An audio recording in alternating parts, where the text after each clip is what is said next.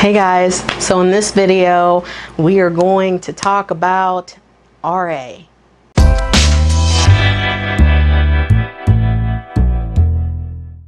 Hey guys, welcome back to my channel. So in today's video I wanted to kind of just go over an overview of what rheumatoid arthritis is, because at least for me, when I first looked it up, I thought it was just arthritis. It's more than arthritis. And hopefully help paint a clearer picture for you so you can start kind of figuring out what other things can I do now to help myself while I'm waiting to finally go and see the doctor. First thing to know about rheumatoid arthritis, it is autoimmune. This is different from the osteoarthritis that you think about with old people. Rheumatoid arthritis happens not from just wear and tear. Something happens in your immune system where it looks at your joints as germs and attacks it accordingly. Very simple. Causes a bunch of inflammation long-term all throughout your body. And the way that the disease progresses is eventually, if it's not treated, it will start to like erode away the bone, and that's when you start to, in the late stages, not early, late stages, you start to see those deformed looking fingers and toes and stuff, you know, that you've seen pictures of. Otherwise, most people with RA just look like me. You don't see a whole lot going on. It's pretty invisible to most people in most of those stages until you get real late on, and treatments have improved a lot over the decades, so now that's becoming less and less common is what I've been hearing a lot of rheumatologists say, which is awesome. That's the pathology in a nutshell. The inflammation that's all up in your body can irritate other organs and put you at a higher risk for other diseases such as heart disease, interstitial lung disease. You're at a higher risk for diabetes, like a whole bunch of stuff. RA never attacks the back or the spine. That would be a different thing going on.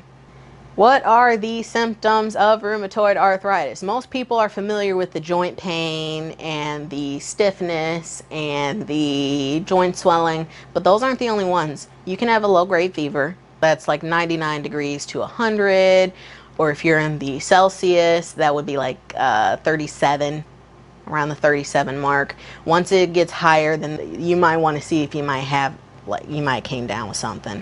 But some people have no stiffness. Like, I don't have stiffness at all. I used to a couple years ago, and that stopped, and I haven't had it since. I just have joint pain and swelling now. Joint tenderness. Some people, instead of pain, they just have tenderness where you like press and it just feels a little tender versus like outright pain. Some people have redness, you know, and warmth where their joints hurt. Weakness, chronic fatigue, another big one. Weight loss, because again, it is systemic, so it can lead to weight loss without you trying. I have not been one of those people. That's okay, struggle's real. Malaise, where you feel sick but there's no real reason. So the keys to rheumatoid arthritis is that it's usually symmetrical, but I do want to reiterate, it doesn't always start that way. So if you have joint pain in your right hand, this is my left, you might have joint pain in the right, but they may not happen at the same time. So when I was first starting to get joint pain symptoms, it was only on my left side that I was feeling it. And it took several months before I started to feel the same joint pains and swellings on the right side. Eventually you're going to have it happening on both sides. They have to have been going on for a while. So if you've only been having this joint pain for a week, you can't go to a doctor and expect them to automatically think rheumatoid arthritis, because that's not long enough for it to be considered chronic unless you've had other symptoms going on or you do blood work or something. Okay, it has to be going on for a lot of times at least a month for it to be considered chronic. And make sure you point that out when you're talking to them so there's no confusion, so you're not talking about these symptoms and they're thinking you've only had it for a few days to a week. Okay, if it's been going on for months to years, they need to know it's been going on for months or years, because that screams chronic disease. So I told you, early symptoms, it tends to be very invisible. You can't look at someone and tell that they have RA just by looking at them. It is an invisible illness early on. So late stage symptoms is bone erosion. So if you're thinking you have RA and you go and get an x-ray and it's normal, that doesn't mean you don't have RA. That just means that your bones aren't eroding, which is a good thing. Most people are going to have a normal x-ray. It's pretty common.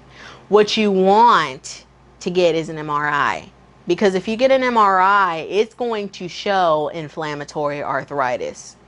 So even if your bones aren't eroding away, which we kind of don't want, it can pick up the arthritis. The x-ray is not going to do that. The x-ray is only going to pick up on the bone erosions, and by then you have to be like real late stage. Okay, we're trying to prevent that. Joint deformity, like I said, those photos that you see that most people think of with RA, that's late stage. I mean late end stage. Okay, you've had bone erosions and you can't even like move your fingers and stuff the way you want to anymore.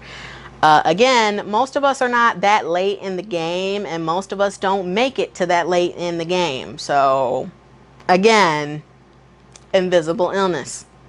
Other organs do get affected. Like I said, that long-term exposure to inflammation in the body does impact your lungs and your heart. It does impact your eyes. Some people with RA have dry eyes, like they just have dry eyes. Some people with RA do end up developing another autoimmune condition, because it does increase your chance for getting another one, called Sjogren's. And that one impacts your eyes because then your autoimmune system is attacking the tear ducts. So any part of you that would create saliva, with that you'd have dry eyes, dry mouth, dry nose. Blood vessels, they can impact your circulation because of just the environment being just irritated and inflamed all the time. You can also have skin changes too, like little painless bumps that are under your skin. That can also be a later sign as well. But they get to the diagnosis of RA with a combination of stuff. There's no one thing that's definitely RA. They usually look at a combination of symptoms, labs, and diagnostics.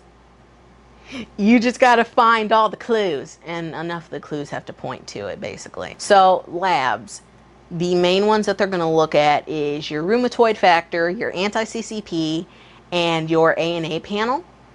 As far as the autoantibody aspect of labs, I've already made a video on that, so I'm not going to go into detail. I'll leave a card up here so you guys can check that out if you want more information. Then there's also your CMP, your CBC, and then your inflammatory markers, which is going to be your sedimentation rate and your C-reactive protein. I've already made videos on those as well. They also will look at any radiology things that are done. So your x-rays, your CAT scans, your MRIs. Prime example, a lot of kids don't have autoantibodies in their blood. We find the arthritis through ultrasounds and MRIs. That's how they get their diagnosis. And there are some adults who have to get diagnosed the same way. If your blood work comes out normal, but you're still having these symptoms and you still think you have RA, ask your doctor for an MRI. That's something I learned from a rheumatologist. I didn't learn that from an article. I didn't learn that from a general practitioner. I learned that from a rheumatologist. Let's go over treatments real quick. So we're going to start with the like the pharmacological ones that like doctors prescribe, and then we'll go to the non-pharm ones. So the first ones would be ones that you could get over the counter. So NSAIDs, those are the non-steroid anti-inflammatory drugs. So those are going to be your ibuprofens, your Motrins, those are over the counter. A doctor could prescribe a stronger version of that, which would be meloxicam or Celebrex. Sometimes those require insurance approval though. Tylenol is not an NSAID, but Tylenol is another one that is used to help. A lot of us get the extra strength version though, so not like the ones that's just 250 milligrams. The extra strength ones are the ones that are 500. Prednisone, that's the steroid. So prednisone taper is the common one, so that's where you just take it temporarily, because if you're on it long term, you do risk some side effects with that if you're on it too long, and if you don't wean yourself off of it, you got those other side effects. Some people I have seen on a low dose, but I don't see that very often with RA. I usually see that with the more aggressive, like lupus type stuff. I don't see that with RA very often from my experience. Vitamin D and calcium, because having RA does increase your risk for osteoporosis. So that's when your bones are brittle and then you have a high risk for like just fractures. Some docs will check your vitamin D, and if it's low, they'll prescribe you vitamin D. And calcium helps your body absorb more vitamin D.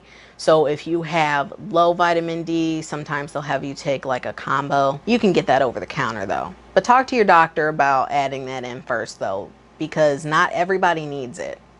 You know, some people get plenty on their own just from diet or like where they live in the sun and stuff. MARD stands for disease modifying anti-rheumatic drugs.